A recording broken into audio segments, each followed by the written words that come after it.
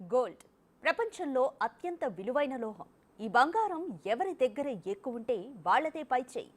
ఈ మధ్య కాలంలో భారతదేశం భారీగా బంగారాన్ని కొనుగోలు చేసింది. బంగారం వాడకంలో భారతదేశం ముందుంది. బంగారం నిల్వలున్న దేశాల్లో భారత్ టాప్ 10లో ఉంది. అయితే మరో ఆశ్చర్యం కలిగించే విషయం ఏంటంటే భారతదేశంలోని ఇళ్లల్లో అంతకు మించిన బంగారం ఉందట. వేల టన్నుల బంగారం మన గృహాల్లోనే ఉన్నట్లు అంచనాలున్నాయి. దీని అసలు లెక్కలు వింటే నోరెళ్లబెట్టాల్సిందే. మరి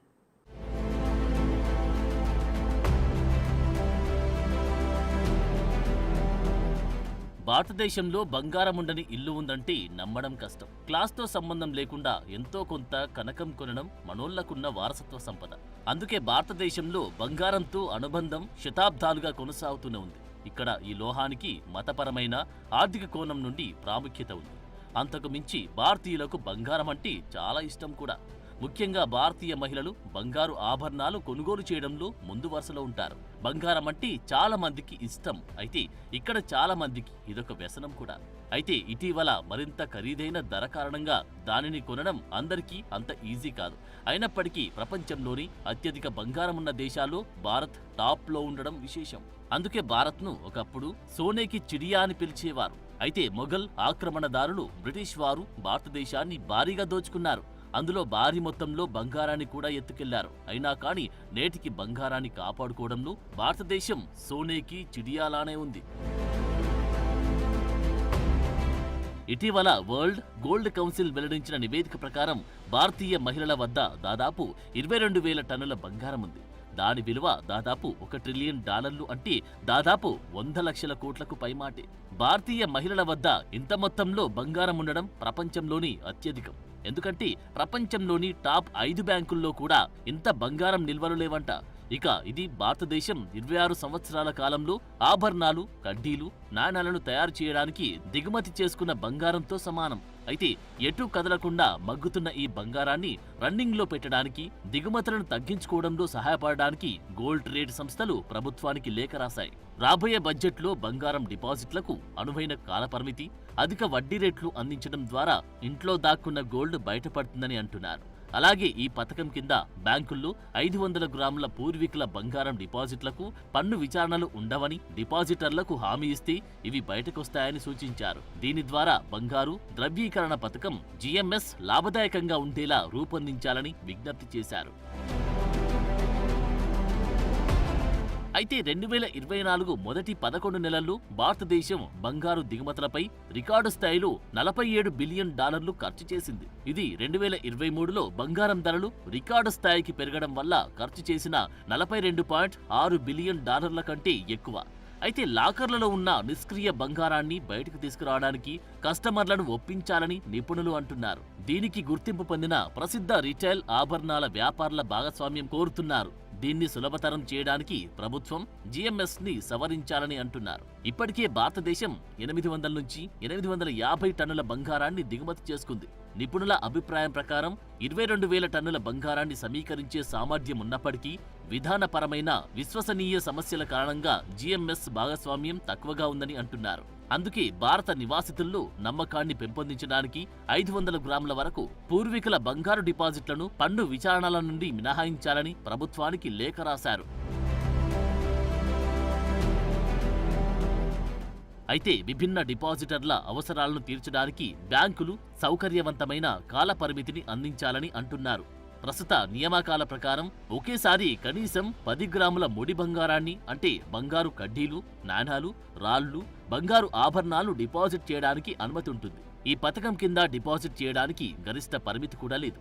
అలాగే ఈ పథకం స్వల్పకాలిక, అంటే 1 నుండి 3 సంవత్సరాలు, మధ్యకాలిక అంటే 5 నుండి 7 సంవత్సరాలు, చివరిగా దీర్ఘకాలిక అంటే 12 నుండి 15 సంవత్సరాలు డిపాజిట్లను అనుమతిస్తుంది. అయితే మధ్యకాలిక, దీర్ఘకాలిక డిపాజిట్లలో 5 నుండి 7 సంవత్సరాల డిపాజిట్లకు 2.25%, 12 నుండి 15 సంవత్సరాల డిపాజిట్లకు 2.5% వడ్డీని ఆకర్షిస్తూ ఉండగా స్వల్పకాలిక డిపాజిట్లపై వడ్డీని సంబంధిత బ్యాంకు నిర్ణయిస్తుంది. దీనివల్ల బంగారం రొటేషన్లలో ఇబ్బందులు ఎదురవుతున్నట్లు నిపుణులు పేర్కొన్నారు. దీని దిశగా ప్రభుత్వం దృష్టి పెట్టాలని కోరుతున్నారు.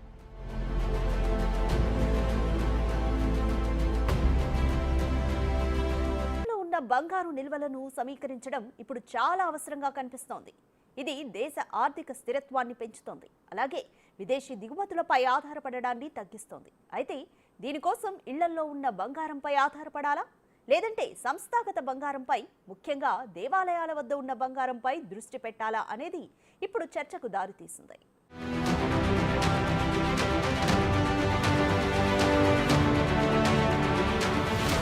దేశంలో బంగారం భారీ స్థాయిలో పేరుకుపోవడం వల్ల దేశీయ బంగారు నిల్వలు లెక్కల్లోకి రావట్లేదు. దీనితో భారతదేశం దిగుమతులపై ఆధారపడుతుంది. దేశంలో ఉన్న ఇంత బంగారం మార్కెట్లోకి వస్తే ఇతర దేశాల నుండి భారత్ బంగారాన్ని దిగుమతి చేసుకోవడం తగ్గుతుంది. ఎందుకంటే దిగుమతి కోసం భారత్ బిలియన్ల కొద్దీ విదేశీ మారక ద్రవ్యాన్ని ఖర్చు చేస్తోంది. ఇంత భారీ వ్యయాన్ని ఆదా చేయడం వల్ల కలిగే ప్రయోజనాల గురించి ఇప్పుడు చర్చలు జరుగుతున్నాయి. అదే దేశంలో నిరుపయోగంగా మూలుగుతున్న 22,000 టన్నుల బంగారం బయటకొస్తే భారతదేశం 35 సంవత్సరాల పాటు బంగారాన్ని దిగుమతి చేసుకోవాల్సిన అవసరం లేదు. అందుకే భారతీయుల దగ్గర ఉన్న బంగారం మార్కెట్లో లేకుండా నిరుపయోగంగా ఉన్న సమస్యకు పరిష్కారం అవసరమైంది.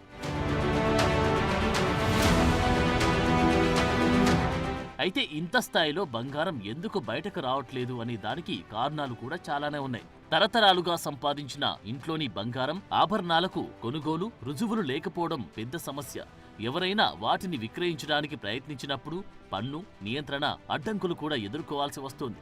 ఇక బంగారం ఈ దేశంలో ఒక భావోద్వేగ అనుబంధంతో కూడుకున్న అంశం. కాబట్టి వారసత్వం సంపదగా వచ్చినా ఇప్పుడు కొనుగోలు చేసినా దాన్ని తిరిగి అమ్మడం అనేది చాలా క్లిష్టతరమైన వ్యవహారం. తీవ్రమైన ఆర్థిక పరిస్థితులు ఎదురైతే తప్ప తమ బంగారాన్ని మార్కెట్లోకి తీసుకొస్తారు. దీనికి తోడు వ్యాపారుల మోసాలు ఉండనే ఉన్నాయి. బంగారంలోని స్వచ్ఛత వ్యవహారంలో కస్టమర్ నమ్మిన దానికంటే ఎక్కువ రేటు చెప్తారు. చిటికెడు బంగారమైనా చాటెడు దోపిడీ చేయాలనే వ్యాపారస్తుల పద్ధతులతో చాలా మంది బంగారాన్ని బయటకు తీసుకురారు. మరోవైపు బంగారు ఆభరణాలు విక్రయించినప్పుడు రాళ్ల ద్రవ్య విలువ తెలియదు. దీనికి సంబంధించి ఎలాంటి ప్రమాణాలు కూడా అందుబాటులో లేవు. సాపేక్షంగా పెద్ద బంగారు ముక్కల విషయంలో తప్ప మామూలుగా దీన్ని పరిగణించరు. దీనివల్ల విక్రేతకు భారీగా విలువ అందదు. దీనికి తోడు ఆభరణాల్లో మైనపు బరువుకు ఎటువంటి విలువ ఉండదు. అన్ని సందర్భాల్లో దానిని సేకరించడానికి గతంలో చెల్లించిన మేకింగ్ ఛార్జీలు పూర్తిగా కోల్పోతారు. అంటే ఆభరణాల రకాన్ని బట్టి దానిని ఎక్కడ కొనుగోలు చేశారనే దానిపై ఆధారపడి 0.5% నుండి 20% వరకు మేకింగ్ ఛార్జీల కింద పోతుంది. దీనికి తోడు కొనుగోలు ఛార్జీలు, అమ్మకం ఛార్జీల వంటి అదనపు ఖర్చులు ఉండనే ఉన్నాయి. అయితే ఈ సమస్యలకు ముందుగా పరిష్కారాలు కనుక్కోవాలి. కొనుగోలు రుజువుకు సంబంధించిన సవాళ్లను పరిగణలోకి తీసుకోవాలి.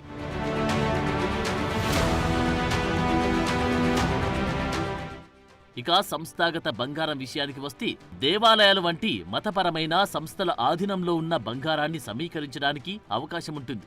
5,000 టన్నులకు పైగా అంటే సుమారుగా $3.75 ట్రిలియన్ విలువైన బంగారం నుండి 10,000 టన్నుల వరకు ఉండి ఆలయ బంగారు నిల్వలు బంగారాన్ని సమీకరించడానికి ఆచరణీయమైన మార్గంగా ఉంటాయి. ఇవి వ్యక్తిగత హోల్డింగ్ల మాదిరిగా కాక పన్నులు, నిధుల, వనరుల అవసరాలకు లోబడి ఈ ఆలయ ఆస్తులుండవు. కాబట్టి బంగారం సమీకరించే ప్రక్రియను ఇది సులభతరం చేస్తుంది. కాబట్టి వీటిని దేశంలోని విశ్వసనీయ గుర్తింపు పొందిన బంగారు శుద్ధి కర్మాగారాలతో భాగస్వామ్యం చేయడం ద్వారా దేవాలయాలు తమ విభిన్న బంగారు నిల్వలను ప్రామాణికమైన స్వచ్ఛమైన బంగారు కడ్డీలుగా మార్చుకుంటాయి. ఇది అమ్మకం లేదా పెట్టుబడికి అనుకూలంగా ఉంటాయి. ఇక స్వచ్ఛమైన బంగారు కడ్డీలుగా మార్చిన తర్వాత దేవాలయాలు బంగారాన్ని ఆస్తులుగా నిలుపుకోవడమో లేదంటే బ్యాంకులకు, వ్యాపారులకు విక్రయించే అవకాశం ఉంటుంది. అమ్మకాల ద్వారా వచ్చే ఆదాయాన్ని మరో మార్గంలో ఆదాయం సంపాదించడానికి పెట్టుబడిగా పెట్టొచ్చు.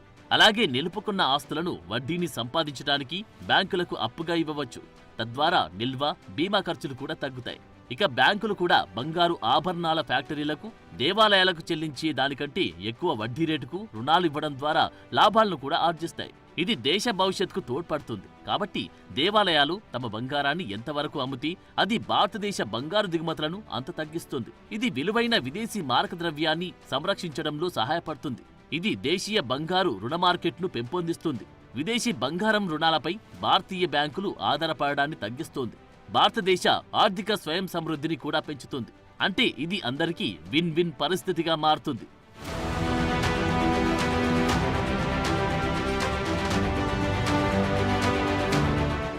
నయా భారత్ సాకారం కావాలంటే మన దేశంలోనే ఉన్న బంగారు నిల్వలను ఉపయోగించుకోవాలి. అయితే దీనికి విధాన నిర్ణేతలు, మత సంస్థలు, ప్రైవేట్ రంగాల మధ్య సహకారం కావాలి. అప్పుడే భారతదేశం తన బంగారు నిల్వల పూర్తి సామర్థ్యాన్ని వినియోగించుకుంటుంది. అది దేశ ప్రజలకు, దేశానికి ఉపయోగపడుతుంది.